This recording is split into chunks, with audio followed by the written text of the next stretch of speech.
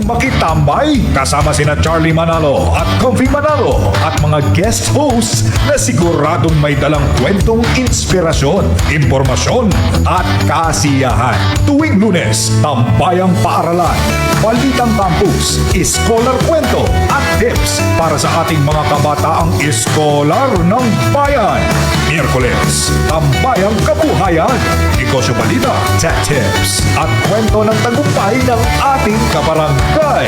Biyernes, Barangay Talk, Usapang Bayan at kwentong party list. At tuwing Martes, 5:30 to 6:30 p.m. LGU Special, serbisyong publiko at proyekto para sa mamamayan. Barangay 13, Lunes, Miyerkules, Biyernes, 2:30 to 4 p.m. At Martes, 5:30 to 6:30 p.m. Dito lang sa D1 1206 a.m.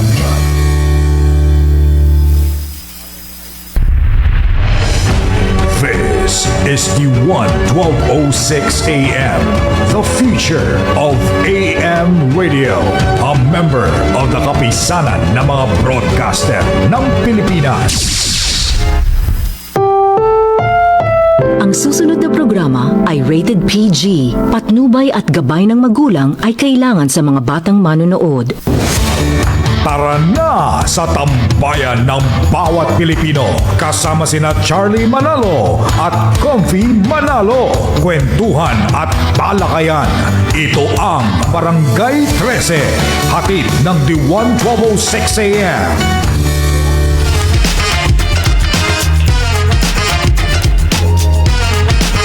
Magandang hapon sa inyong lahat. Kayo po mga nakikinig naman at nanonood dito lang sa paboritong tambayan sa hapon dito sa Barangay 13. Ako po si Charlie Manalo, ang katambay niyong laging game sa kwentuhan at balitaan dito sa ating barangay.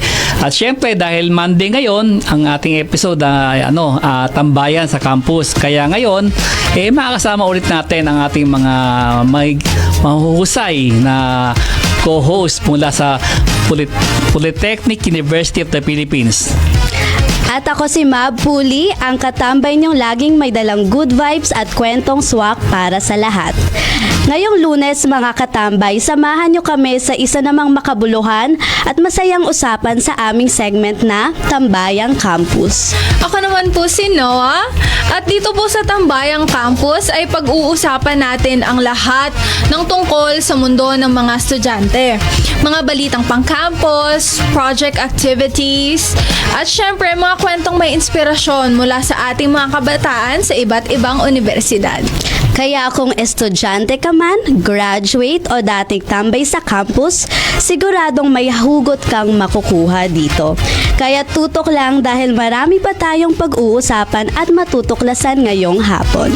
Kaya naman po sa pagbabalik natin ay makakasama natin ang mga guest host nating kasalukuyang nag-aaral sa Sintang Paaralan na Polytechnic University of the Philippines or PUP. Mamaya po yan sa pagbabalik ng ating Barangay 13.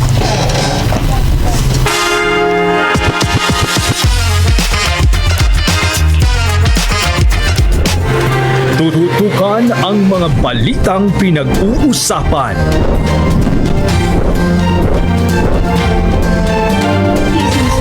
Ang bago, na matamasa ang ating kalayaan. Para sa pagbabago ng Tututukan ang mga usaping napapanahon at di pangkaraniwan.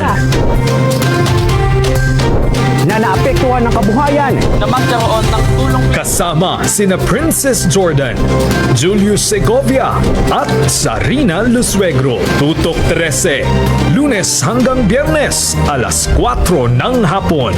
Dito sa IBC 13. Sa bawat balita, may koneksyon. Sa bawat issue, may kwento. At sa bawat Pilipino, may epekto.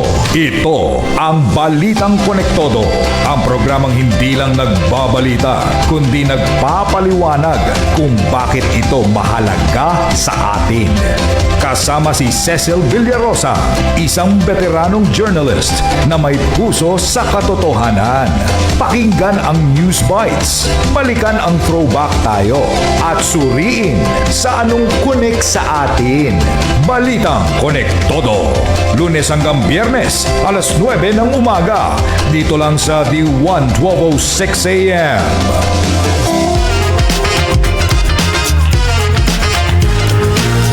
Magandang hapon mga katambay, nagbabalik po ang Barangay 13. Ako po ang inyong lingkod, Becca Soto, kasama si Erica Cantong.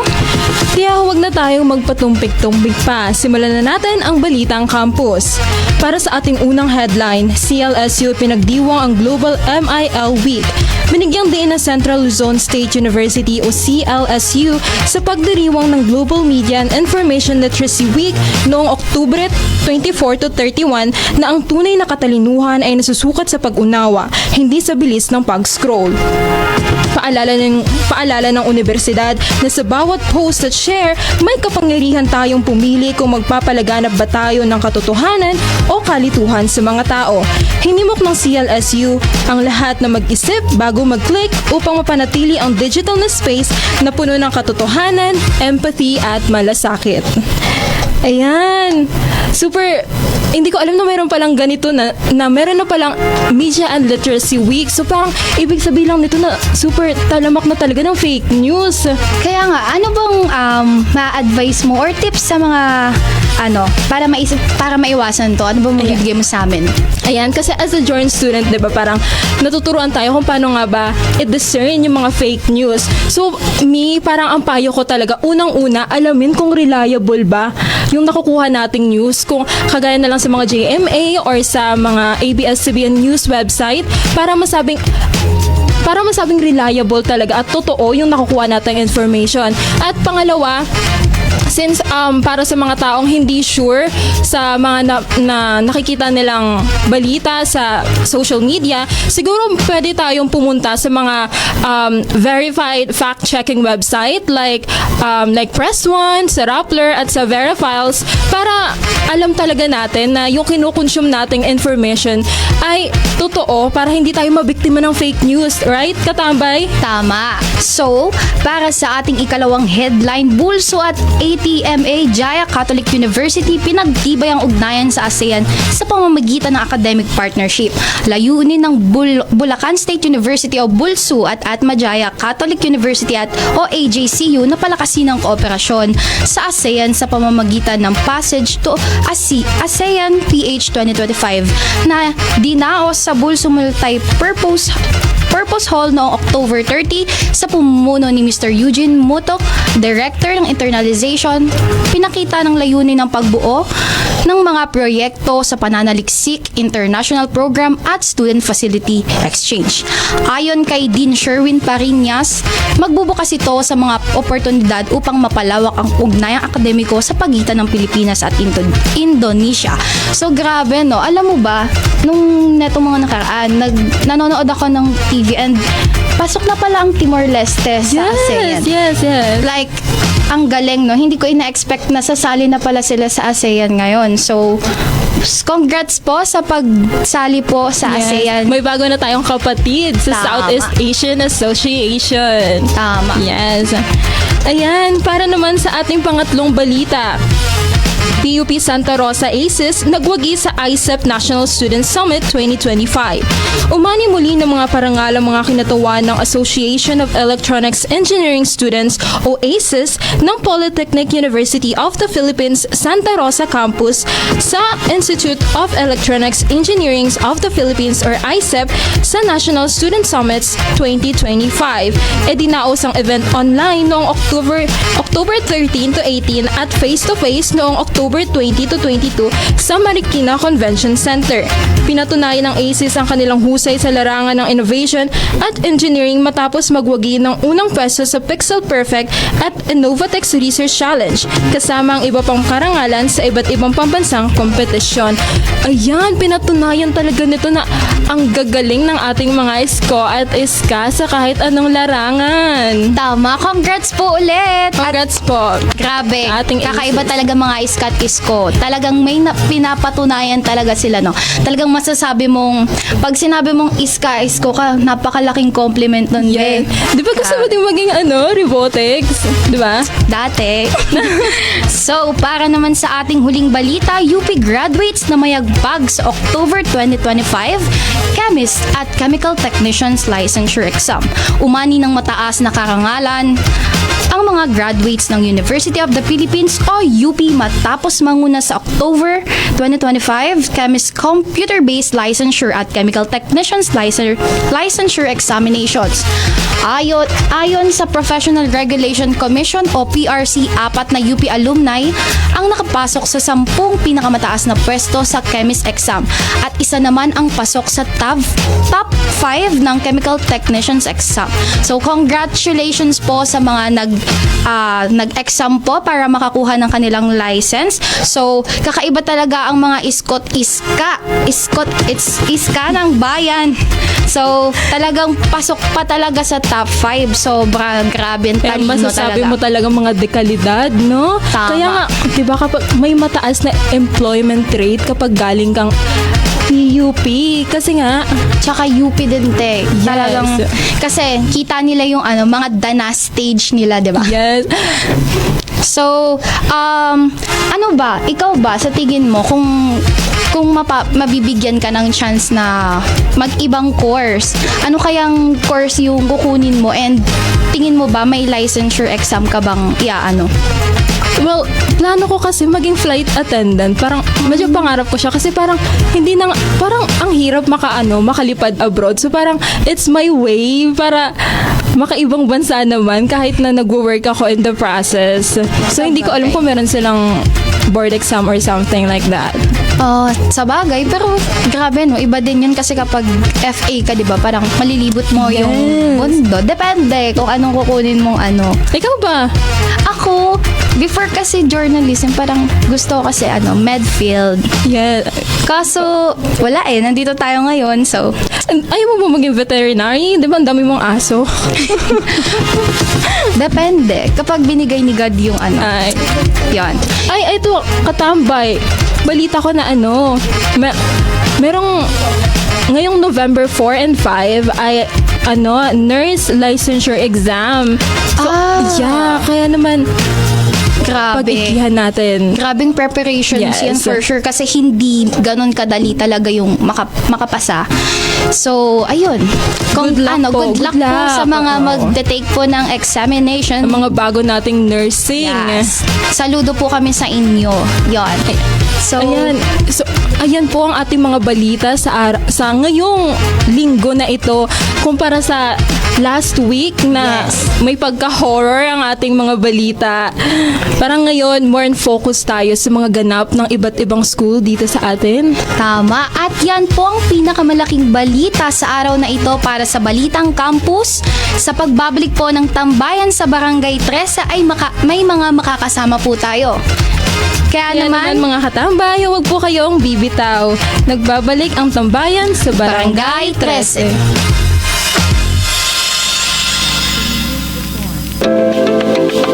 Mula sa pangangalaga ng kalusugan hanggang sa serbisyong panlipunan, serbisyong publiko na may puso. Magbibigay kasagutan at impormasyon sa mga nangangailangan. Kasama sina Justine Punsalang at Naomi Tiburcio sa programang Kapwa Ko, Sagot Ko. Lunes hanggang Biyernes, 10 a.m. to 11 a.m. Dito lang sa radyo ng Bagong Pilipinas. D1 1206 AM, the future of AM radio. Sports fans, game na! From local arenas to the world stage, lahat ng aksyon, lahat ng kwento, nasa iisang show. Kasama ang veteran sports journalist na si Bill Velasco with live interviews with your favorite sports personalities dito sa Pilipinas at sa abroad. Don't miss the game sa Hardball with Bill Velasco every Monday to Friday, 11 a.m. Dito sa radyo ng Bagong Pilipinas, the 1206 AM, the future of AM radio.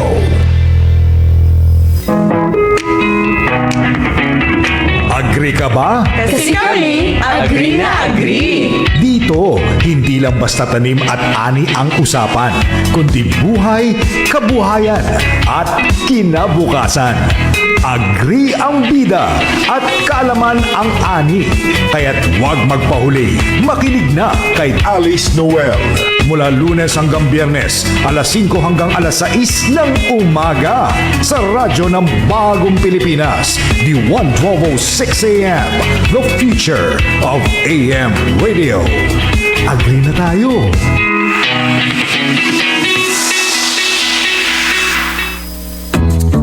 Looking to level up your brand? Advertise with us, where everything you need are rolled into one. All in one. Into one. From news, entertainment, to music, all in the mix. The 1206 AM is your partner in reaching real people with real impact. For inquiries, send us an email at the1206am.ibc@gmail.com or get in touch with us at 027001-3053. The 1206 AM, the future of AM radio. Wala kang talo. Basta everyday maglalaro ka ng Lotto. Winner na winner ka sa prizes ng iba't ibang Lotto games. Kaya tutok lang sa PCSO Lottery Draw. Araw-araw, 2 p.m., 5 p.m. at 9 p.m. dito sa IBC 13. At mapapanood din sa D1 1206 AM at D8 TV. Are you talking to a real person online or just another troll spreading fake news? Here's how to spot a troll. Newly made account? No real photos or suspicious profile details? Posting the same misleading content repeatedly? Don't get fooled. Fact check, report, and block disinformation. A public service reminder from IBC and the 1206 AM. Stay sharp. Stay truthful.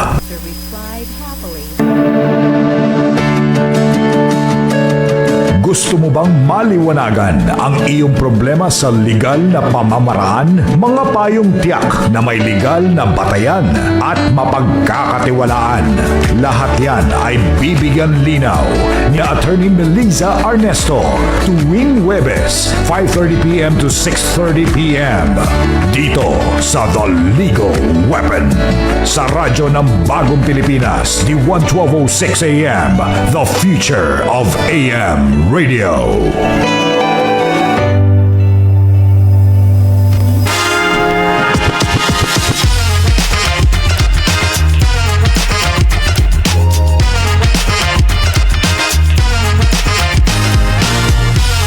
Ayan, nagbabalik po ang inyong paboritong tambayan, ang tambayan sa Barangay 13. Kami po ang inyong lingkod na Noah Mandak at Gian Hernandez.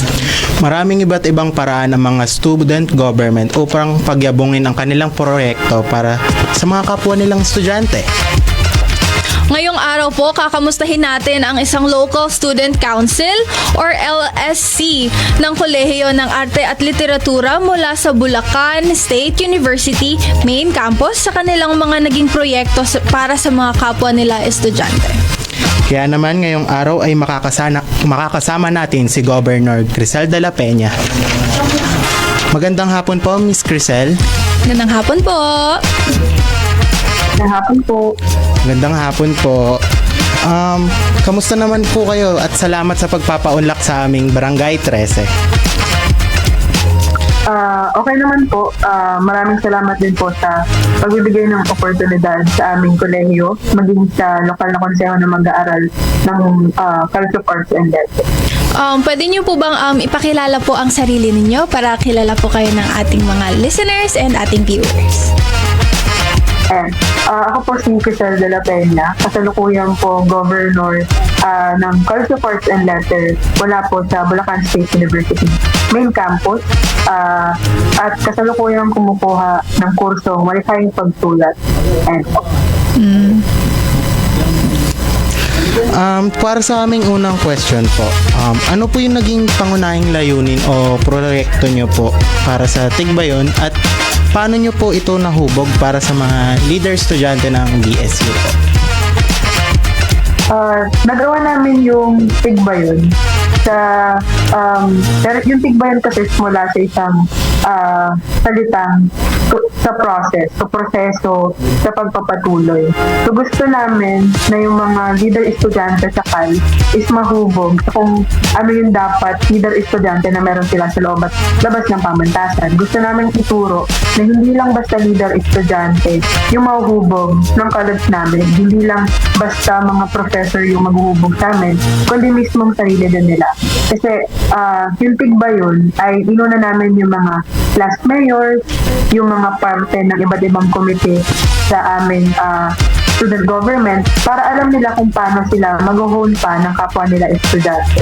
So, yung Tigbayon po kasi is process pa. Marami pang proyektong gusto namin ilahad sa mga estudyante. So, I hope yung Tigbayon is nakahubog ng mga estudyante, hindi lang bilang isang leader, kundi a good follower and a good leader. Yung tungkol naman po sa Tigbayon, sobrang interesting po ng name nyo. Ang galing. Ano po yung pinaka main goal ng project na to? And paano po nito yung specifically natutulungan or nahuhubog po yung mga student leaders po ng BSU? Bali yung Tigbayon kasi hindi lang siya basta seminar kung saan itinuturo kung ano yung kailangan nilang malaman as a leader and as a good follower. Gusto rin nilang tingnan kasi mostly ngayong academic year may mga nabe-burn out na students, may mga hindi na alam kung paano magpapatuloy, lalo na ang daming academic stuff na kailangan gawin. So ngayon, ang ginawa namin, nagkaroon ng team building kasama yung iba't ibang parte ng organization, parte ng student government, kasi gusto namin na mag-enjoy sila. Gusto namin hindi sila basta natututo, kundi gusto din namin na nag-hone sila into new opportunity, nag-hone ng iba pang bagay sa kanilang sarili upang mas mapalawak pa yung kanilang kaalaman in leadership and in relationship with other people. So yung Tigbayon po ba ay open po sa lahat ng courses sa College of Arts and Letters or nag-accept din po kayo sa ibang colleges? Open po siya sa lahat ng estudyante lang ng College of Arts and Letters. Ganda. Lalo na kasi kapag nagsisimula ka, mabilis ka talaga ma-burn out. Need mo yung mga seniors mo, mga ano mo, na maturuan ka paano mapaprocess nga. Long journey of processing. Like, kailangan mo ng kasama. Dito makikita yung pagsasamahan nila. Lalo na yung this past few years, di ba, pandemic. So, lahat nasa bahay lang. Yung iba, gusto yung sumali ng mga org kasi na-miss out nila yon. Tapos, pag to the point na ang dami na nilang sinalihan, nabu-burn out na sila. So, kailangan talaga nila ng guidance ng mga tao na magre-reel back sa kanila. Ito yung mahatak sila pabalik. Yes, paano to nila like gagawin? chill. Kaya natin to. Huwag masyadong madami. Di ka maubusan ng time. Take it slow. Yeah. Para sa aming pangatlong katanungan naman po, Miss Crisel, is yung sa Is This Real? Ano po yung nais nyo iparating doon? Lalo na sa mga creative writing na kurso. Tinitle namin ng Is This Real? Kasi yung gusto namin iparating is magkaroon ng posting tungkol sa malikhaing pagsulat na course or program. Dahil nakikita natin na talamak sa ating lipunan na hindi nila napapahalagahan yung mga manunulat ng bayan and of course yung mga tumatangkilik sa TV. So gusto natin na makita at maipahayag kung ano nga ba yung nilalaman ng malikhaing pagsulat na course. So parang tinignan namin na ito nga ba yung nangyayari? Kasi maraming misinformation, maraming hindi nakakaalam doon sa kurso na yun. So yun yung naging title. And gusto namin na maparating sa mga tao kung ano yung tunay na informasyon, ano yung tunay na ginagawa ng mga malikhaing pagsulat na student sa loob at labas ng panuntasan. Yung mga sumasagot ng Is This Real, kayo din ba yun o mga seniors din ang mga natalaga para sagutin yung mga tanong na yun? O kahit sino naman? Random, pero from first year to fourth year po yun ng mga malikhaing pagsulat. Kung saan kinuha namin yung mga talagang tumatangkilik sa kurso upang maipahayag nila yung mga emotions nila through that video. So may mga graduate na po doon na na-feature doon sa Is This Real na mga video. May mga first year student na nailabas yung mga kagustuhan nila. And mayroon din mga third year and second year na mga tumatangkilik ng patuloy sa malikhaing pagsulat. Very helpful po yung video na Is This Real kasi maraming tao na hindi masyadong alam kung ano ba talaga yung depth na meron ang creative writing kasi yung iba pag inisip na creative writing parang inisip nila like org lang siya ganon or very small thing na hindi naman importante sa lipunan pero it is a way of people to express themselves po. So creative writing is very important lalo na sa mga katulad nating kabataan na minsan hindi alam paano i-express yung sarili sa ibang bagay. At nakita ko din yung post nila sa Is This Real? May PubMat sila, nakapost yung picture, tas yung kasagutan, tas nakikita ang daming engagements. So, parang nakikita ko yung proseso nila. Ay, ganito yung mga nangyari sa mga estudyante. Nakikita nila yung, pati yung alumni kasama, nakita nila yung mga sagot sa katanungan nila, na ilalabas nila yung mga damdamin nila. Lalo na malikhaing pagsulat. Marami kang, sa pagsusulat, marami kang emosyon na nararamdaman. Yes. Yan. Kwentuhan nyo naman po kami about sa project nyo na Kafed Bahay. Ang very cozy yung name, parang tambayan vibes, parang katulad dito, bagay na bagay dito sa tambayan ng Barangay 13. Ano po yung concept nito at may mga memorable moments po ba kayo dito sa project na to habang ginagawa nyo? Ang Kafed Bahay ay nag-originate 2 years ago. Bali, pangatlong taon nang ginagawa ng Kafed Bahay. So, sabi nga namin, season 3 na ng Kafed Bahay ngayong taon na kami ang nag-head. So, bali, yung Kafed Bahay po kasi is para sa mga first year students na orientation for them, concept for them, para ma-entertain sila doon sa mga ano nga ba yung nilalaman ng colleges. 4 na college yung nagsama-sama dito. Parte nga po kami, ang College of Arts and Letters, and kami din po yung nag-handle ngayong year. So may mga banda, organization, meron mga inimbitahan na judging. So hindi lang po basta concert. We want na meron siyang advocacy na nire-represent, makita ng mga students na meron kami gustong ipahayag sa simpleng concert lang na to. And may pakita namin na sumali sila sa mga iba't ibang org para mahone sila sa iba't ibang skills. So ang pinaka-memorable na experience namin sa Kafed Bahay ay yung preparation para maihatid sa mga estudyante yung successful na event, mag-enjoy sila. Of course, hindi lang sa mga first year. Sa lahat siya nang dumalo kung sino man yung mga nandun. Abot siya, may mga fourth year doon, may mga nag-participate na nag-perform ng mga fourth year, third year. So lahat masayang dumalo sa Kafed Bahay. Nakakapagod yung preparation, pero knowing na yung mga organization ay nagbe-benefit doon sa ginawa namin project and yung mga nasa-showcase yung mga talent ng mga students is fulfilling sa amin. So isa yun sa mga memorable kahit nakakapagod siya, madaming need asikasuhin para lang maging successful.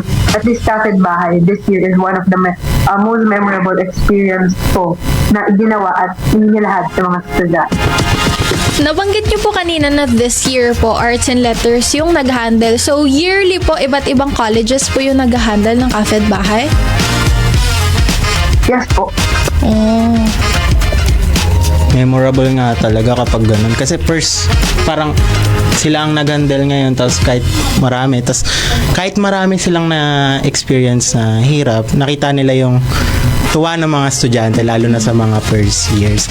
Ang tanong ko lang, yung kapitbahay na pangalan, paano napunta doon? Parang kapitbahay ba or ano? Bali, ang kapitbahay po is nag-originate din kasi nasa Bulwagang Federillo kami. Like yung college po namin nasa Federillo, yun po yung name ng building namin. Sa building po na yun, merong 4 na colleges na naghahati-hati. Kami po yung College of Arts and Letters, may College of Science, College of Architecture and Fine Arts, and College of Sports. So, yung 4 po na yun is naghahati-hati sa Bulwagan na yun. So, kaya po kapitbahay. So, magkakapitbahay po kami doon sa Bulwagan na yun. Yun po yung, doon po nag-originate yung kapitbahay. Akala ko noong una nung nakita ko yun akala ko pa feeding program. Akala ko nga kapehan kasi nailig ako magkape.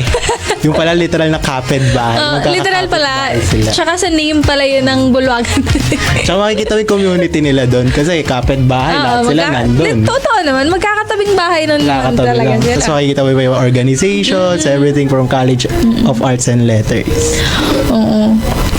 So, yung kapitbahay, one-day event lang ba siya or 3 days? Kasi may mga ganong event, di ba? Umabot ng ilang araw. Yung sa amin po kasi 3 days, di ba? Bali yung kapitbahay po, 1 day lang siya ginanap, pero meron pa pong extension for different orgs. Ganda. Kasi maganda yung kapitbahay kasi nakikita ng mga first years yung mga available na organizations na pwede nilang salihan. Tulad nga ng pag di pa nila alam. Kasi hindi naman lahat ng mga estudyante nakikita yung available orgs sa FB or any pages. Pero dito, makikita nila yung community ng bawat isa. So, sa sunod po namin katanungan, para sa broadcasting naman, yung Bob Connect, ano po yung mga aktibidad dito na ginagawa nyo po? Bali, nagkaroon kasi ng project yung board member namin from broadcasting kung saan nga yung Bob Connect. Ang Bob Connect is literally nag-start siya para makapag-socialize yung first year and fourth year students. So, sama-sama yung mga students doon from broadcasting para makapag-socialize sila with their seniors, makilala kung ano nga ba yung dapat nilang ini-expect doon sa field na yun. So, may mga palaro na magkakateam yung mga higher year sa broadcasting. So, literally, the Bob is connecting with their seniors, with their juniors. So, mostly interaction, socialization with broadcasting students. So, parang isa siyang day for broadcasting from first year to fourth year to socialize with each other. Bale sa kanila lang talaga yun. Sa kanila. Focus lang sa course nila. Yes. Parang kami lang to. Pahinga muna. Kayo, chill. Kami muna. Main characters muna kami right now. Broadcasting. Yes. Yung sa ano naman po, Dilaab Project. Ang poetic na name, Dilaab. Paano nyo po napukaw yung inspirasyon or like damdamin ng mga participants kasi diba Dilaab? May mga kwentong tumatak po ba sa inyo? Katulad po nung Bob Connect, yun naman ay para sa broadcasting. Yung Dilaab ay para naman sa mga malikhaing pagsulat na student. So, yung Dilaab ay isang orientation para sa buong MP student. First year to fourth year, nagkaroon ng mga palaro, nagkaroon ng mga talkback sa mga alumni namin.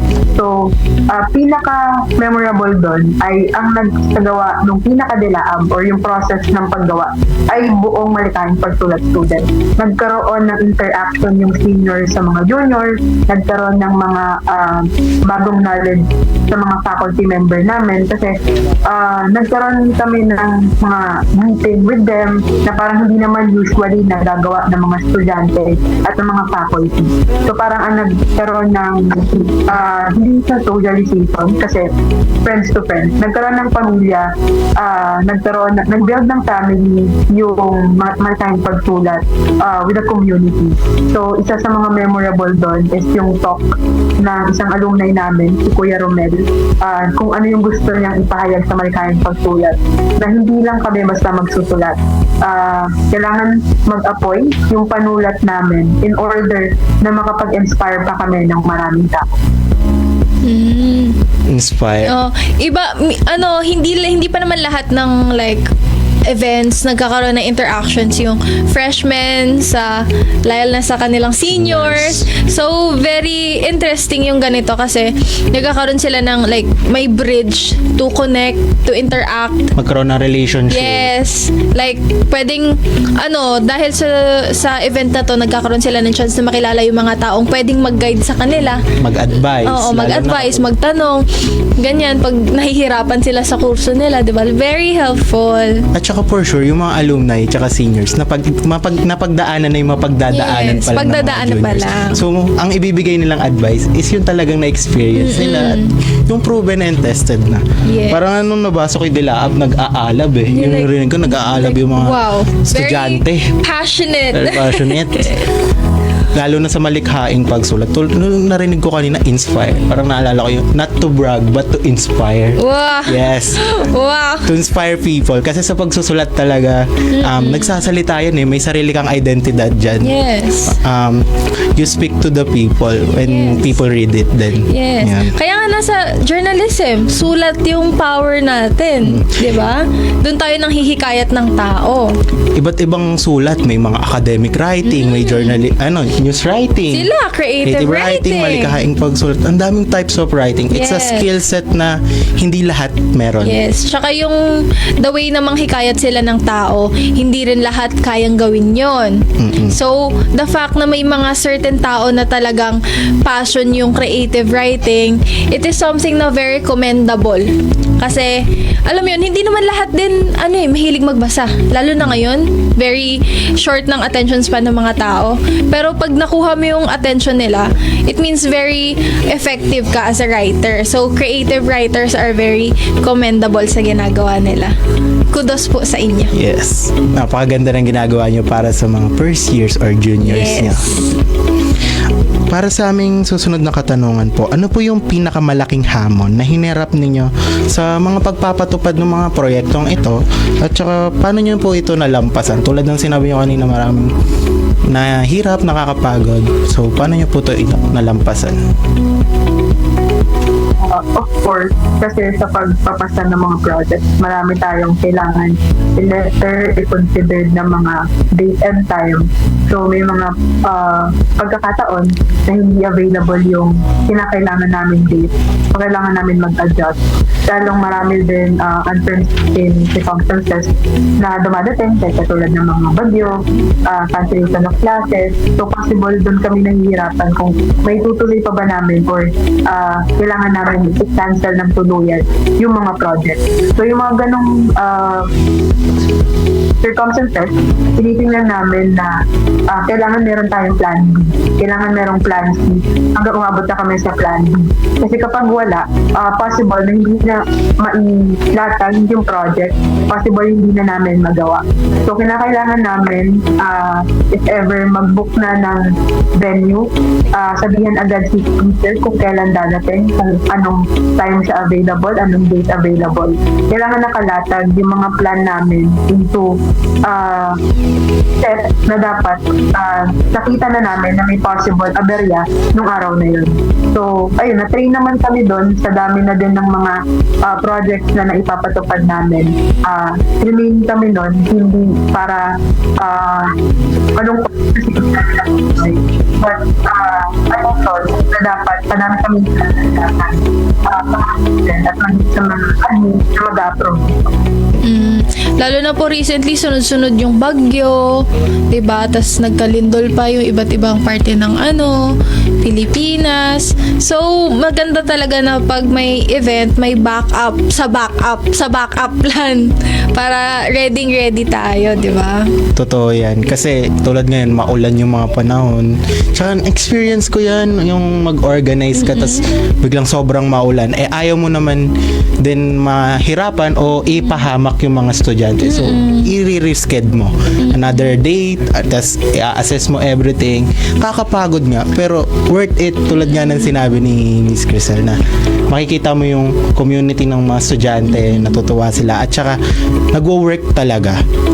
like bawi lahat ng pagod. Pag nakikita mong very successful yung event, nakikita mong nag-enjoy lahat ng tao, parang worth it yung pagod, yung biyahe, yung pagkakram, yung pagka-stress kasi nga na-move yung schedule na dapat gawin, di ba? Magagahol ka sa oras. Very worth it. Sa ano po, out of all the projects po, Miss Crisel, na nagawa niyo po, alin po yung gusto niyo pang ipagpatuloy or like palawakin pa next sem? Yung tipong to be continued ba? Yung ganun yung peg ng ano. So, alin po sa mga projects na to yung as in personally gusto niyo pa talagang ipagpatuloy sa the next coming years? Yung talagang ipagpapatuloy talaga namin ay yung Tigbayon. So, tapos na kami sa mga Calmayors, mga parte ng committee. Gusto naman namin sa mga organization heads, sa publication, sa mga students na nagsisimula pa lang sa pagiging leader or gustong maging leader. Kasi doon mapapakita natin na walang tao na pwedeng maiwan kung gusto mong maging leader, kung gusto mong maging anuman yung posisyon mo. At least dito nauho namin sila labas ng classroom. So, magkakaroon pa tayo ng more team building na mag-enjoy at mababawasan yung stress nila academically. Dahil yun naman yung gusto natin ipakita sa mga students na hindi lang basta nakukulong yung mga estudyante sa textbook, sa mga modules, sa mga projects, sa academic nila. Dapat meron pa tayong something na may bibigay sa kanila na magpapatanggal ng stress at kahit pa paano matanggal din yung kanilang break. Parang gusto ko mag-enroll para matanggal yung stress ko. Parang gusto ko ma-experience yung Tigbayon nila. Transfer na ba? What if? Ka-graduate na tayo, transfer na ba? Parang kasi narinig ko, babawasan yung stress academically. Na ako, nare-relax na ako, na-chill na ako. Parang inisip ko lang, thesis, wag muna, magtigbayon muna tayo. Tigbayon muna, pahinga muna. Yan, very, very helpful po talaga. Like for me, as someone na, alam niyo yun, ngayon, nagagraduate na, very stressful. So, seeing a community na very willing to help, lalo na yung mga student leaders, na kailangan talaga ng mga, yung may mga initiative to lead people. Kasi hindi naman lahat kayang mag-lead eh. Hindi naman lahat kayang humikayat ng tao. Hindi lahat may lakas ng loob para mag-lead ng ibang tao. So, the fact na may mga tao na gustong maghubog na mga student leaders is very, very, parang personally grateful ako na may mga ganun. Because they are a leader themselves. Yes. They are making leaders. Parang cycle lang yan. Yes. Empowering student leaders. Kasi ako personally, hindi ako leader. Follower ako. So, baka mawala ako pag walang leader, like student leader. So, thankful ako na may mga nagkaganyan. Ako hanggang leader lang ako ng group namin. Pero yung mga ganyan, hindi ko na kaya. Pero ibang level yan. Tapos maganda yung mga skill set na itinuturo nila sa mga estudyante na mahuhubog talaga. Yes. To the point na dadalhin nila kahit tapos na sila sa kolehiyo. At ito yung hindi may tuturo nga ng textbook. Tsaka nakakapagod maging leader. So, the fact na may mga ganyan, hindi sila, like, siguro hindi sila maubusan ng patience, may passion pa rin sila to lead other people, to help other people. It's very nakakataba ng puso na may mga ganyan initiatives. Alam na nila paano hindi sila ma-stress. Kaya yun yung tinuturo nila sa student natin leaders. Sa iba. Parang sharing is caring. Yes. Sharing is caring. So, ayun po, Miss Crisel. Anong tanong ko naman, ano po yung mga mensahe niyo sa mga kapwa estudyante hingil sa pakikilahok at suporta para sa mga proyekto na ginagawa niyo? Of course, gusto namin magpasalamat sa laging pagsuporta sa mga project ng Para Support and Letter at ng aming concept. Kasi na-build namin yung volunteerism dito. And nakakatawa na hindi lang volunteerism yung nabubuo namin, kundi unti-unti namin nabubuo yung suporta mula sa kapwa namin sa Tagista. So, sa mga paparating pa namin na project, naway suportahan at patuloy yung pagsuporta ninyo doon, dahil hindi siya basta para sa amin lang. Gusto din namin na yung maibibigay namin mga events, projects, initiative ay para sa lahat ng Katalista. Ayan po. Ano po yung mga upcoming projects na gusto nyo pong ibahagi or dapat abangan ng mga students po sa school nyo po? Ayan, maraming inilalatag na mga projects yung board member kada program. So, kailangan nilang abangan yon. May mga paggawa ng iba't ibang games, photography, may mga contest. At sa paparating na December, papalapit ng Foundation Week ng Bulacan State University. So, abangan natin na baka meron tayong film screening, meron tayong iba't ibang kasama na booth dito sa ating kolehiyo. May open grounds para sa mga talento. Marinig natin yung mga boses ng mga katalista at marami pang iba dahil gusto natin bago magpasko makulay at buhay ang kolehiyo ng arte at literatura. Yan, ang exciting naman. Parang ang sarap umaten. Pwede po ba outsiders dyan umaten? Dayo po kami. Punta po kayo. Ayun, pwede naman pala. Dayo tayo. Ayan. Miss Crisel, maraming salamat po sa pagpapaunlak nyo, sa oras nyo po. Ito po, sa ulit po, siya po si Miss Crisel de la Peña, ang governor po ng College and Arts of Letters ng Bulacan State University Main Campus. Miss Crisel, baka may gusto po kayong batiin or like pasalamatan or i-shoutout, ganun po. Maraming salamat din po sa pagpapaunlak sa amin at lubos na nagpapasalamat ang College of Arts and Letters at ang Local Student Council sa inyo sa pagbibigay ng opportunity na makilala ang aming kolehiyo. And of course, nagpapasalamat din po kami sa aming dekana at parte ng faculty ng College of Arts and Letters sa patuloy na pagsuporta sa amin at pagbibigay ng gabay sa lahat ng mga ginagawa namin. So, ayun po, maraming salamat po. Yan, salamat po ulit, Miss Crisel. Maraming salamat, Miss Crisel.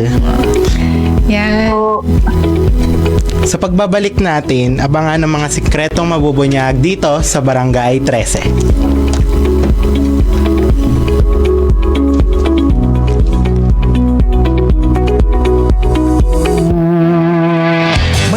Katanungan ka ba tungkol sa iyong karapatan o problemang hindi masolusyonan? Isang tawag lang at nandyan na si Attorney Bob Ferrer para umagapay sa iyo. Magbibigay boses sa iyong mga hinaing na dapat marinig. Bibigyang linaw yan dito sa Isang Tawag Ka Lang. Kasama si Attorney Bob Ferrer tuwing Lunes, 5:30 to 6:30 p.m. Dito lang sa radyo ng Bagong Pilipinas, the 1206 AM, the future of AM radio. Magandang umaga! Bangon, Bagong Pilipinas! Mas pinalakas at mas pinaigting ang inyong himpilan ng radyo sa umaga. Agahan na may kabuluhan. Sabay-sabay nating tunghayan ang maiinit at mahahalagang balitang hatid para sa inyo. 2 oras na balitaan ng may tamang impormasyon at malasakit. Kasama si Alice Noel at Simon Ong. Mula alas 6 hanggang alas 8 ng umaga. Dito lang sa 1206 AM.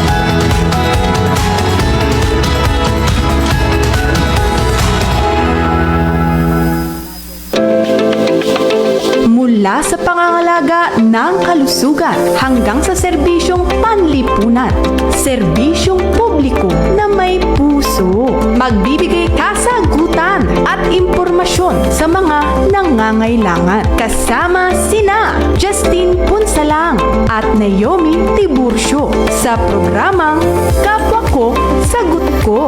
Lunes hanggang Biyernes, 10 a.m. to 11 a.m.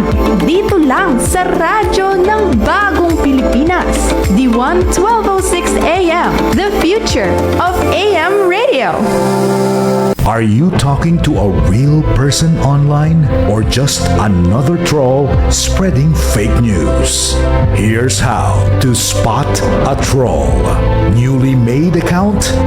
No real photos or suspicious profile details? Posting the same misleading content repeatedly? Don't get fooled. Fact check, report, and block disinformation. A public service reminder from IBC and the 1206 AM. Stay sharp. Stay truthful.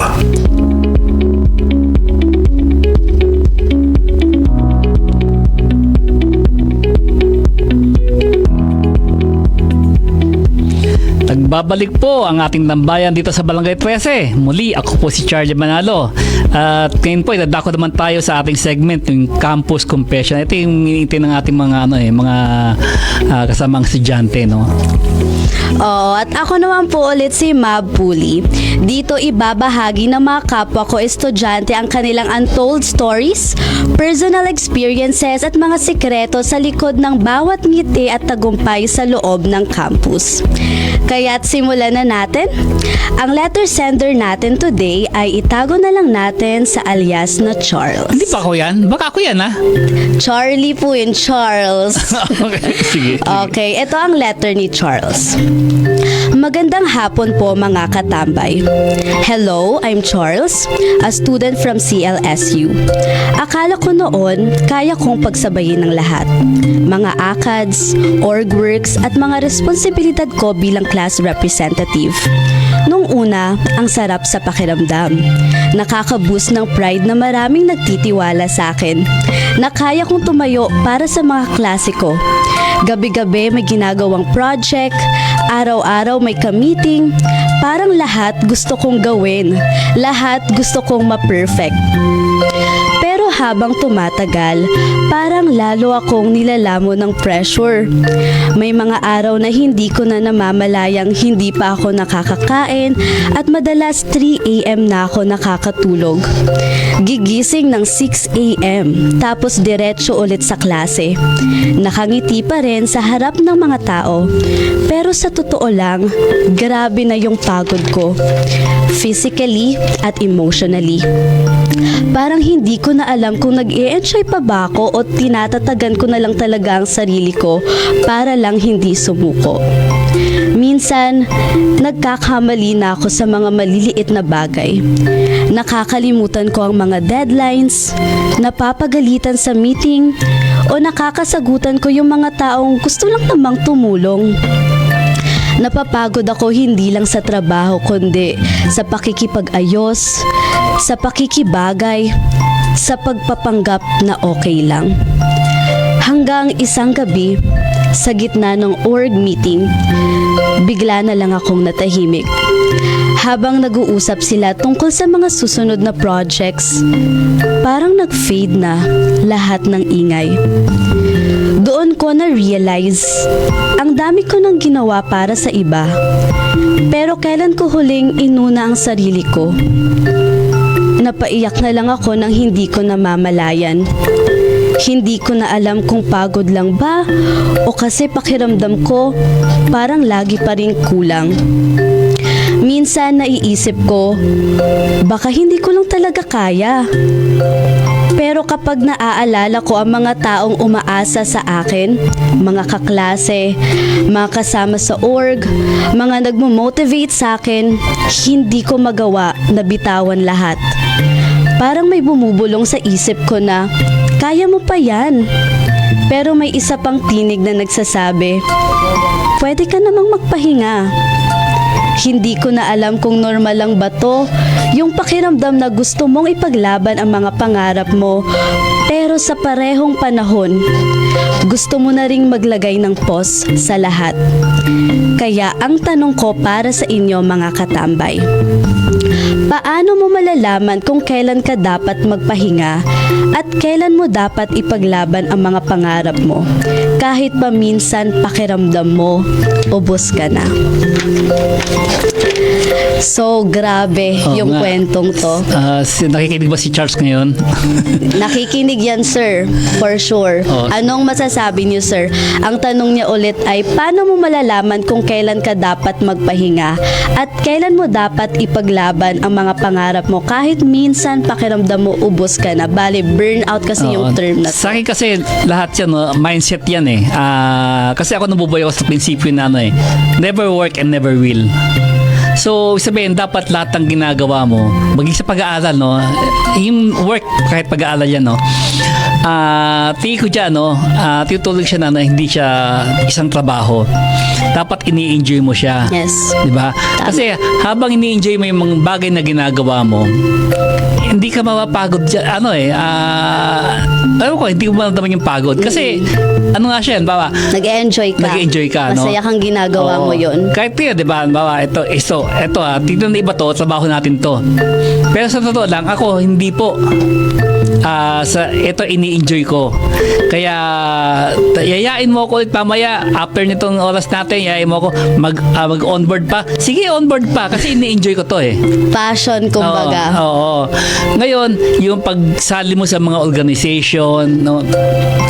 Kung yung objective ng organization na yan, pasok yan sa gusto mo, sa hilig mo, i-enjoy mo yan. Pero kung ikaw pumasok sa organization na yan dahil kasi nandun si barkada mo, nandun si crush mo, wala, hindi, di ba? Ang na-enjoy mo yung crush mo, hindi hindi yung ginagawa doon sa loob ng organization, di ba?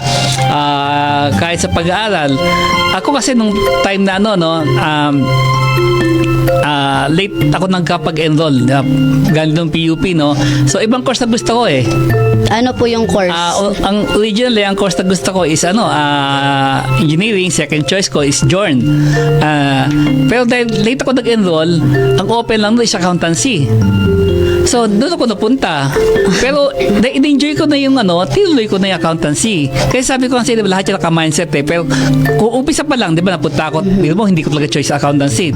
Pero dahil, andun na ako, pinili ko sarili ko na tagapin at i-enjoy ko na yung nandun. Kasi, mail ko sa math, so, maraming math sa accountancy. So, in-enjoy ko siya. Minor subjects, gusto yung minor subjects. Pero kung talagang hardcore ako, isa akong para ako kabayo may tapaoho, di ba may goal lang. Straight line lang yung tingin mo. Baka doon mabe-burn out din ako dahil ayoko nung diba? Ako naman, sir, naiintindihan ko to eh. Kasi, for example, ako, pagpasok ko sa college, maraming makaka-relate dito. Sobra yung passion namin na parang we will change the world. Diba? Yung mindset na gano'n na parang... idealista. Yes, exactly. So, parang yun yung goal namin talaga na pumasok sa mga orgs habang nag-aaral. Diba? Just to make a difference. Pero, ano bang nabibigay nun? Sense of fulfillment, diba? Parang may na-achieve ka, pero darating sa point na hindi mo na siya ma-enjoy, mapipressure ka, yung mababurn out ka kumbaga. Kasi, alam mo yun, parang gusto mo na lang mag-achieve. Tulad po ng sabi nyo na kailangan mag-enjoy ka, diba? Dapat ini-enjoy mo yung ginagawa mo. Dapat ine-enjoy mo, pero minsan parang pressure ng environment, ng family mo din siguro, ng mga peers mo na parang nag-expect ng sobra-sobra sa'yo, or ikaw mismo sa sarili mo na nagbibigay ka ng expectations or goals sa sarili mo, minsan hindi mo na namamalayan na hindi ka na nakakapagpahinga. Kasi guys, sa PUP, maraming organization dyan. Yes. May mga political organizations, may religious org, di ba? Mayroong mga academic creative. Creative, mayroong academic org, no? Papasok ka ba halimbawa sa isang religious org kung hindi ka naman religious, di ba? Yung sabi ko, di ba, nando si Clash or nando si Barkada, o papasok ka ba ng political organization na alam mo na ito ang leaning ng political organization na yan, tapos ikaw taliwas yung di ba? Para mo sinabi, ba, ito wala pong politika, wala mali siya to. Bawa, ikaw Marcos loyalist ka, papasok sa org ng DDS kasi nando si Clash mo, hindi ka mag-enjoy po doon, di ba? Mapagtutulungan ka doon. Diba? Ma-out of place hindi ka mag-enjoy. Hanggang bandang uli, ikaw mismo, mananawa ka na doon. Or ikaw mismo, parang iba na yung makikipagramdam mo na ano, parang Pero nasuffocate na. At ito po sa kwento ni Charles, isa siyang class representative. So parang lahat ng classmates niya sa kanya umaasa. Merong sense of fulfillment na nabibigay sa kanya. Pero yun nga, estudyante lang din siya, no? Oo. Kailangan niya ding magpahinga. Yun, di ba? Student council, Class representative, class president. Class president or member siya ng student council. Pero yun nga, kahit sabihin mong class president siya, di ba? Dapat ini-enjoy mo. Dapat may passion ka rin doon sa kasi may Leadership. di ba? Totoo lang, may sabihin, kasi pag naging class president ka, naging officer ka, meron kang responsibility. Kung hindi ka handa ron, hindi mo ini-enjoy responsibility ng isang class officer, hindi ka para doon. Diba? So, ang tanong, kailan dapat pagpahinga? Kapag hindi mo po ini-enjoy yung ginagawa mo, sabihin, hindi ka pala talaga tailor-made para doon. Yes, and siguro sir, you have to cut yung and cut parang clean. mindset na it's okay to take a rest. Oh. 'Di ba? Parang hindi mo naman kailangang parang sobrang panindigan na nag-sign up ako maging leader. Kailangan always walang day off, 'di ba? Yun, 'di ba? Sabi niya para ang tayong umasa sa kanya. Mga classmates niya. Parang wag mo pilitin sarili mo ganun, no? Yes. Dapat team kayo doon. Dapat may unity, 'di ba? Oo. Hindi dapat yung leader lang. And that is why it's so important to ask for help if you need help. Tama. 'Di ba? Oo. Hindi dapat ikaw lang yung tanggap ng tanggap na tulong ng tulong, kumbaga. Dapat tumanggap ka rin. Dapat marunong ka mag-communicate kung kailangan mo na ng tulong. Kaya nga may vice president, sir, 'di ba? Tsaka yun yung parang ang ko doon, kailangan ba i-fulfill yung kanilang mga do you have to please them para 'di ba? Exactly. Ang problema kasi nito, kapag hindi mo na-control na yung sarili mo, hindi lang burnout aabutin mo to, baka yung mental Yes. health concern na, mental health issue, and nakakatakot na to. Kung saan pupunta, saan hahantong yun. Siguro yung parang final message ko dito kay Charles is no rush. Especially na estudyante pa lang tayo, 'di ba? Enjoy your high school or college life kasi it won't happen again when you enter yung totoong mundo, yung totoong adult ka na. There's no going back. So you have to enjoy school while you still can. And yun nga, you can take a rest if you need to take a rest or take a break. The world can wait. 'Di ba, sir? Tama. Pa. Oo. Wag mong madaliin. Mahaba pa laban. Okay. Ayun yun na po yung last, gusto nyo na po bang dumako tayo sa ikalawang sender? Ano naman yung natin?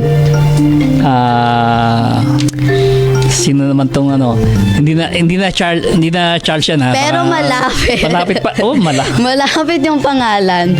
Ayun, sige. Dumako naman po tayo sa ikalawang sender na mula kay Charis. Parang pa rin yan, ha? Parang kapatid. Oo nga, Parang kambal. Hindi, eto. Magandang hapon po, mga katambay. Hello, I'm Charis, a student from NEUST. Akala ko normal lang ang college life.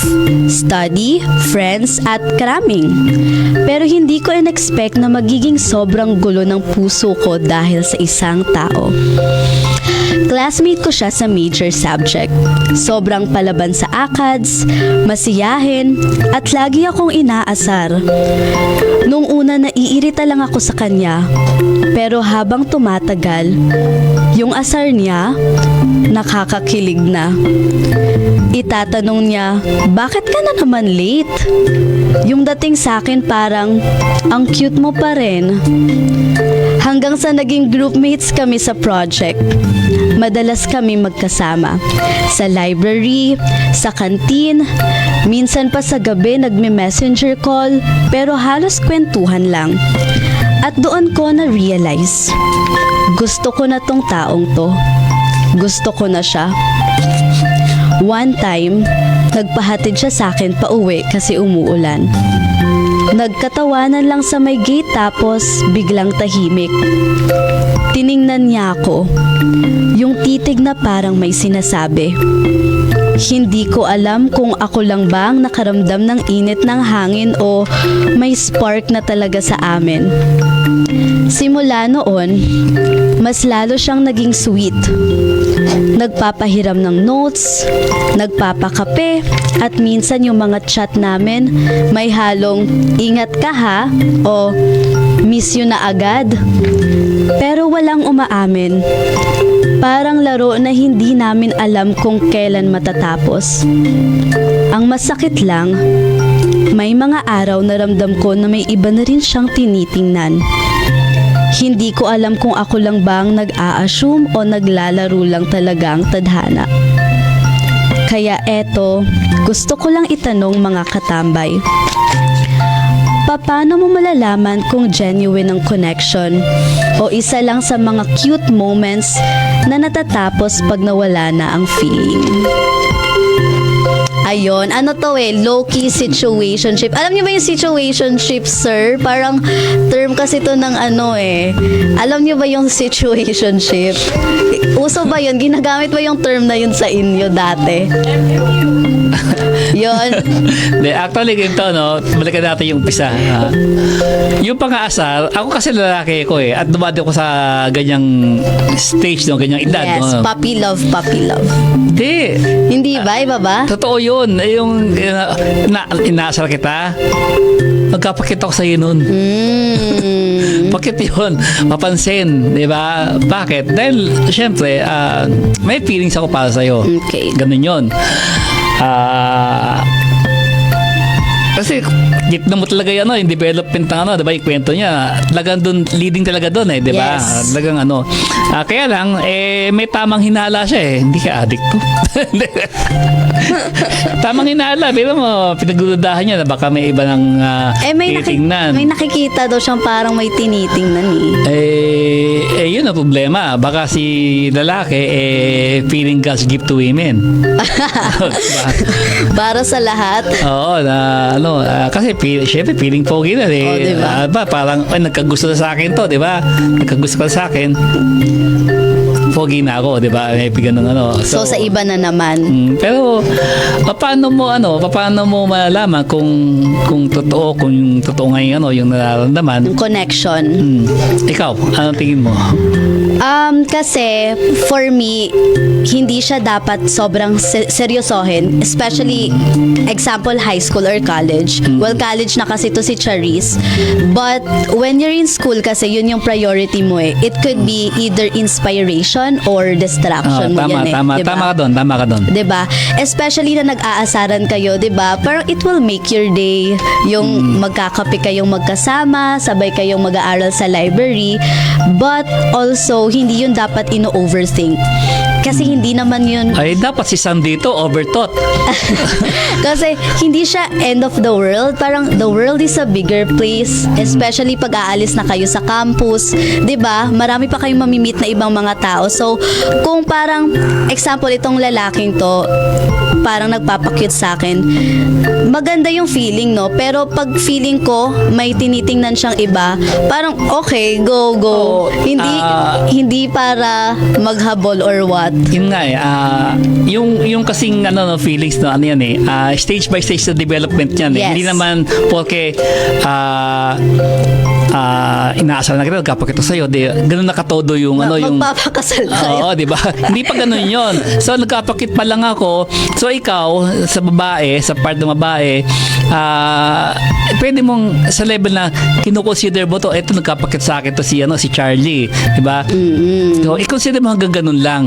At wag mong ibuhos pa yung sarili mo, yung full emotional attachment mo. Wag mo agad ibuhos sa akin kasi ako mismo sa sarili ko, hindi ko pa rin naman ramdam o hindi ko pa rin sigurado sa sarili ko kung gano'n ako Getting to know, kumbaga, diba? Getting to know pa kasi eventually nag-assume ka na ng ako nasa stage pa rin ako ng parang cute lang. Cute lang, nagkapaano na baka okay maging girlfriend to si di ba? Okay maging jowa to. So, ganun level pa lang ako. Ikaw, nag-assume ka na ganun nakataas yung level ng ng attachment ko, emotional attachment ko sa'yo. So, nai-inlove ka sa akin. Biglang, mas okay pala to si di ba? Mas okay pala to. Biglang nabaling yung aking masasaktan ka. Di ba? Parang so, wag muna. Charis, hanggat maaari, hanggat walang hindi ko masagot kung paano malaman kung genuine yung connection. Tsaka sila lang makakasagot nun. Silang dalawa lang. Siguro mag-usap kayo. Kayo kasi yung kayo makakaladal sa isa't isa nun eh. Kaya sabi ko, hanggat walang formal na pagsisignify ng kanyang intention, wag muna, no?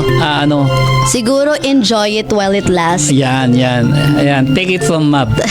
Kasi yun nga, nakakulong pa kayo sa university. Marami pa kayong mamimit na iba pang mga tao. Oo. Siguro ang pinakamaganda is i-enjoy yung time na yon at mag-build ng friendship. Hindi yung, 'di ba? Hindi yung kayo lang agad. Tama yung sabi ni Mab, no?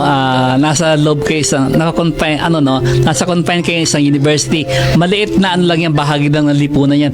Pagkatapos mo pa diyan, lalo pa lalawak yung network. Magiging busy yung schedules. Hindi, tsaka yung syempre yung in-circle mo lalong lalawak yan. So, maka biglang pag mas okay pala si ganito, di ba? Nakatali ka na dito yung na hindi ka naman seryoso, pero yung emotional attachment mo nandun.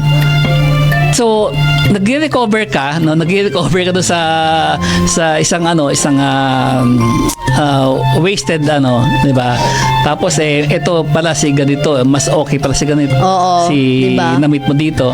Pero ang hirap minsan din kasi sir, etong syempre ako, alam ko din to na parang sobrang nahuhumaling ka agad sa potential ng tao. Na parang eto na yung ideal guy or ideal girl ko. When in the first place, 'di ba, marami ka pang pwedeng matutunan. Parang hindi mo pa na-experience lahat ng pwede mong ma-experience sa life. Kaya nga part siya ng college or high school life. So, ayun nga, dapat take your time. Take your time. Tama. Tsaka, sir, kayo ba, marami, di ba, syempre, hindi, itatanong ko lang, marami ba sa yung mga batch niyo na parang mga high school, college, sweethearts na nagkatuluyan or hindi rin? Actually, sa totoo lang, may isa lang ako nakilala na hanggang ngayon, naging kumpara ko pa siya, isa lang yung nakita kong gano'n na mula high school, nagkatuluyan sila. Pero isa lang ang nakita kong gano'n. Pero the rest, wala. Pag nagbabago-bago, di ba? High school, crush mo sa ganito, college, crush mo sa ganito, or naging jowa mo sa ganito, nagkatrabaho ka na, iba na naman yung nagbabago-bago kasi yun nga nag-grow yung tao. Nag-grow yung tao, lahat, pati yung perspective mo, nagbabago yan. Lumalawak. Oo. And sometimes, mag-grow apart kayo Diba? Nare-realize niya, iba pala yung direksyon na gusto niyo pareho. Yes. Or parang bigla ka na lang nag-iba. Nag-iba yung perspectives mo sa mga bagay-bagay. And hindi na kayo swak doon. So kahit na meron kayong memories na nagawa together. Tama. If it's not meant to be, diba? Wow. Para may hugot. Para may hugot ka lumaba. Wala. Eto nga kay Charis. Para kay seryoso, para kay Charis yan ha. Hugot ni Charis to. Okay, sige, sabi mo So, ayun. Ano pang masasabi mo, sir? Ano pang parang pinaka-final message niyo po kay Charis na parang nag-overthink? Dapat pa tawagin natin si Sam and Joe. Kasi overthought yan Okay. Ay, nako. Okay, so ayun ang hapon mga katambay. So, sana nag-enjoy kayo sa dalawang kwentong ito kasi medyo magkaiba siya pero pareho lang din, passion tsaka about sa tao, 'di ba? Kung kailan ka mag-hold on, kailan ka magle-let go. At ayun na nga, kaya naman po mga katambay, kung may gusto kayong i-send na mensahe, ipadala lamang po ito sa ating Facebook page D11206 AM, no space. At sa Chronicle. Yes, pwede rin po sa Facebook page ng The Daily Chronicle. Kaya alis mga katambay, babalik po ang Barangay 13. Thank you!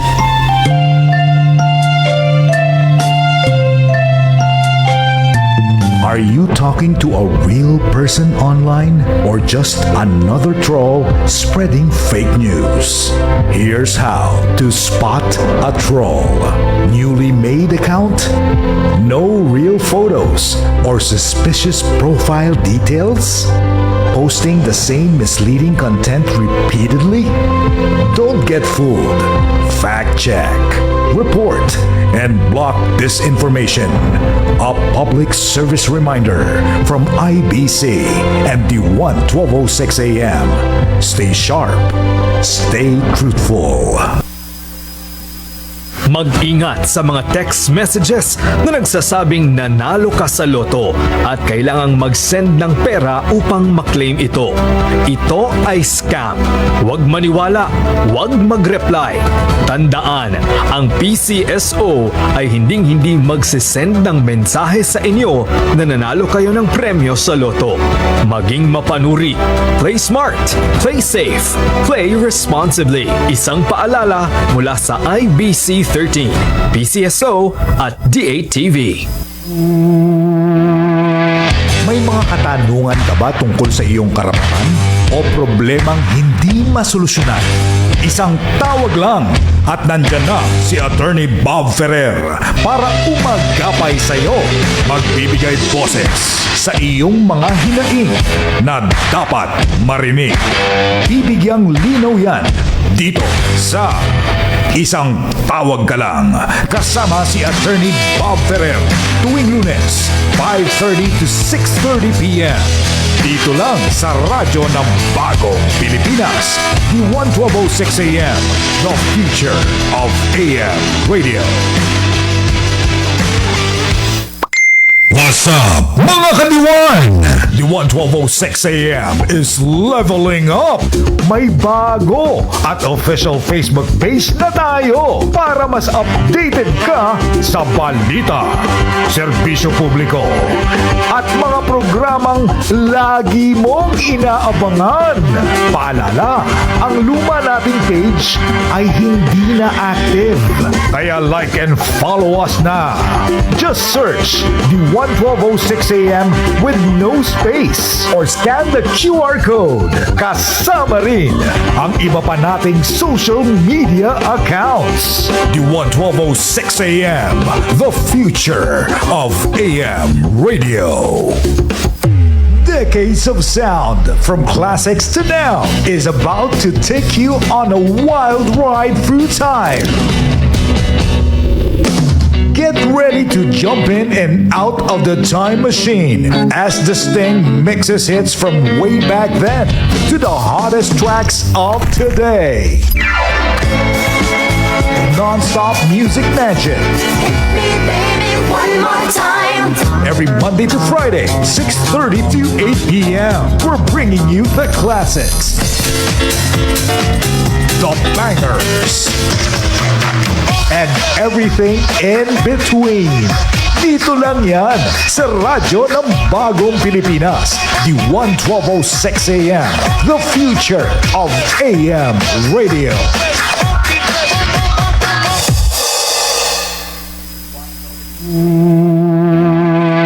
May mga katanungan ka ba tungkol sa iyong karapatan o problemang hindi masolusyonan? Isang tawag lang at nandyan na si Attorney Bob Ferrer para umagapay sa iyo.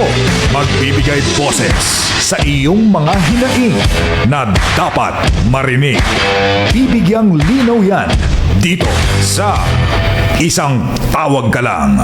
Kasama si Attorney Bob Ferrer tuwing Lunes, 5:30 to 6:30 p.m. Dito lang sa radyo ng Bagong Pilipinas, the 1206 AM, the future of AM radio. Okay, mga katambay.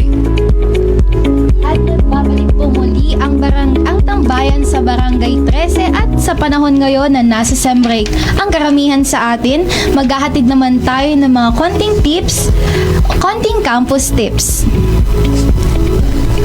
Ayan na nga mga katambay, sem break na naman. Pero ang tanong, ano nga ba ang pwedeng gawin maliban sa pagtulog at pag-Netflix buong araw? HBO Max. Disney Plus. Parang Netflix din yun. Ayan, una sa lahat mga katambay, magpahinga. Ayan, after months ng puyat, quizzes at deadlines, deserve mo talagang mag-recharge. Pero syempre, rest smart. Gamitin din ang oras para mag-reflect at magplano para sa susunod na SEM. At pangalawa, explore new hobbies. Pwede kang matutong magluto, magbasa ng bagong libro o sumubok ng online course. Malay mo, dun mo pala matuklasan ang susunod mong passion o side hustle. Tama yan. At syempre, spend time with your family and friends. Kasi busy tayo buong semester. So, kaya ngayong break, sulitin mo na ang bonding moments kahit simpleng kwentuhan lang yan or like movie night. Panalo na yan.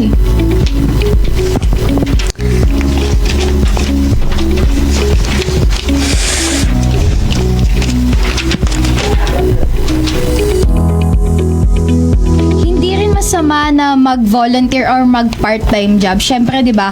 Aside from earning a little, matututo ka pa ng responsibility at communication skills. And plus dagdag 'yan sa experience mo, syempre, 'di ba? Marami CV din pwedeng gawin. Yes. Lalo na CV pag may din free yan. time, grabe. Merong mga pinapakyaw yung sa test na skills. Ay, grabe. Marami yan, marami yan. Parang marami. oh, Kasi 'di ba lahat ng pwede. may libreng parang Libreng courses. allowance. Yes. May allowance din siya. So, grabe, Hindi no? na natapos, tinake na lahat. Yes. Very smart. At least puno yung resume. Tama. CV din. Laman Ang na dami laman. mong skills, pinagawa lahat. Kaya mga katambay, tandaan ang sem break ay hindi lang para mag-relax, kundi chance din para mag-grow, matuto at mag-recharge para sa panibagong semestre.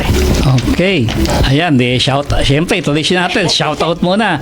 Basahin ko muna to. Nasa mga nag-message sa atin sa ating Facebook page. Si Angelo Redaha, Merienda Lunes, Kuya Charlie, 52 days Pasko na, makulimlim at ambon sa Malolos, Bulacan. Si Cecilia Manalo Lagmay, maingat na maulang hapon.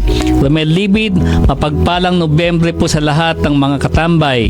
Si Marie Tiffany Hovel, good afternoon po. Ayan. Yung mga nyo. Gusto ko lang po batiin ng happy birthday ang aking lola. She's watching right now from Taiwan. Shanger Kuala. Happy birthday po. Hindi ko masunod yung 1, 2, 3. happy birthday. Happy birthday po. Ayun, ako naman, may mga nanonood dito, mga friends ko, mga fresh grads from Our Lady of Fatima University, Antipolo Campus, na magte-take ng Nurse Licensure Examination bukas, November 4 hanggang 5. Sila ay sina Alia Jean Mesa, Cherry Rose Perante, Janela Erica Doblada, Rian Kua, Maria Althea Olazo, Charlize De La Cruz, Regine May Tumanda, Maricon Faye Rodriguez. Good luck sa mga future RNs natin, and masasabi ko lang, you've come this far, kaya kaya nyo yan. One last push and you're there. This is your moment, not to prove your worth but to honor all the efforts na nagawa nyo. So I'm rooting for you. And magbe-birthday din yung kapatid ko sa Thursday, si Shervy Angel Fama. Happy birthday! Happy birthday! Yes. Grabe. Ang wish ko lang ay syempre, maging masaya ka palagi. Piliin mong maging masaya. Yun. Kayo naman. Yan si Katambay Erica, madami din yung isi-shoutout. Nakita ko yung... Ilabas na yan. Listahan siya para sa mga shoutout. Ayan, shoutout sa'yo, my dearest friend na nananabik na daw. Nananabik! My dearest friend, Maria Jo, and sa family ko na nasa Northern Samar nanonood ngayon. Kantong family, hello po. Lalo na po sa uncle ko po, sa Uncle Rolly, nanonood po siya. At sa pinsan ko pong may sakit po. Magaling ka na, Ate Nisa. Get well soon! Ayan, happy Get well. birthday po pala din sa nakisingit. Happy birthday po pala sa aking tita. Bale, belated na kasi kahapon po yung birthday. Belated happy Happy birthday. Happy birthday. Sabihin ko nga yung pangalan. Ayun. Happy birthday sa aking lola, Hilary Tan. Yes. Kailangan Grabe yung banggitin Hillary. Ang ganda. Hillary Parang Tan. sophisticada. Very, very pretty. Ang daming may birthday ng November, no? November baby. Yes. Alam mo, sila Alam daw mo, yung... birthday ni Vilma Santos ngayon, ha? Happy birthday! Ate B, happy birthday! O, Shanghai. Close kami. Di ba? Alam nyo ba yung November babies daw? Sila yung mga passionate na tao. Kasi ginawa that me? sila kailan? Kailan sila ginawa? February. Diba? Ginawa Yun sila yun. Grabe, Feb talaga. Oo. Magbilang kami. March, April, May, June, July, August, September. Hindi lang talaga. Sino ba? 9 months. Sino pa? Sige yan. Shoutout na lang sa family ko. Napilitan. Grabe, parang napilitan ka. China family and De La Cruz family. And yung Natulia clan na. Wow, kalan. Parang ang Ibang yaman. klase. Parang, Grabe. parang tunog mo yaman. Clan. Clash of Clans. Okay. Labanan ng lupa. Ako din, babatiin ko rin yung family ko tsaka friends. Yung family ko, yung kapatid ko si TJ kasi lagi niya akong binibisita sa apartment tsaka yung pinsan ko si Peach. Yeah. Yan, stay pretty Peach. Stay pretty. Oh, happy birthday kay Ilian and Juris ng grade 9 Kepler ng Quezon City Science High School. Happy birthday po. Uy, ang dami na nating At champagne. syempre, shoutout kay na Ryan Lindy Lacano. Ito yung drummer ng Tropical Depression.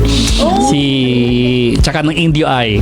Si Kim Bacaro, Jomel Gonzaga, Ian Danica Redondo, si Jazz Sabi Heron, Roxy Busa, Tino Henyo, Teresa Lucena, Chloe Ann Guerrero, Vanessa Apple Pilar, April Co, Regine Soriano, Donna Miralles, Sel Belondo, Chayan Choi, Mary Ann Pajemo, Nika Domingiano, Julia O, Gillian Atienza, Angela Curia, Rose Quesada Rodriguez, Annabel Gaetano, Steve Sumido, Attorney Desi Gison, Commissioner Bong Gison, at syempre si Ma'am Elizabeth Gran.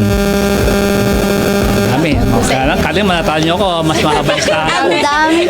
Next week, maglilistahan nga din ako. Di ako papatalo. Diba? Kala nyo ha. Oh. Sir. O, paano po? Siyempre, no? Gusto po ang ating oras. Dito po nagtatapos ang isa na makabuluhang tambayan.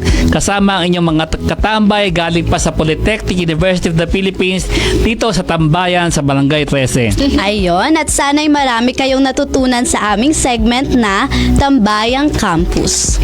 Huwag kalimutang i-follow at i-like ang aming mga social media accounts para lagi kayong updated mga katambay. Sa Facebook po, makikita nyo kami sa D1 12:06 AM. No space. Again, D1 12:06 AM.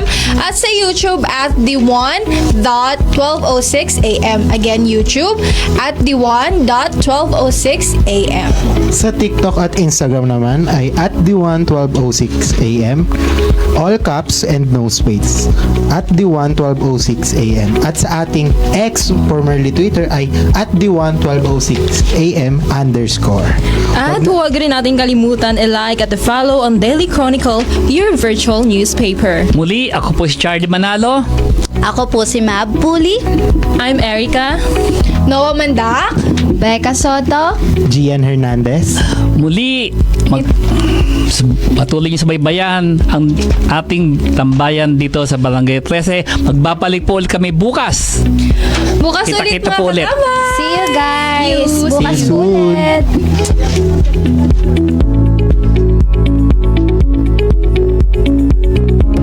Decades of sound from classics to now.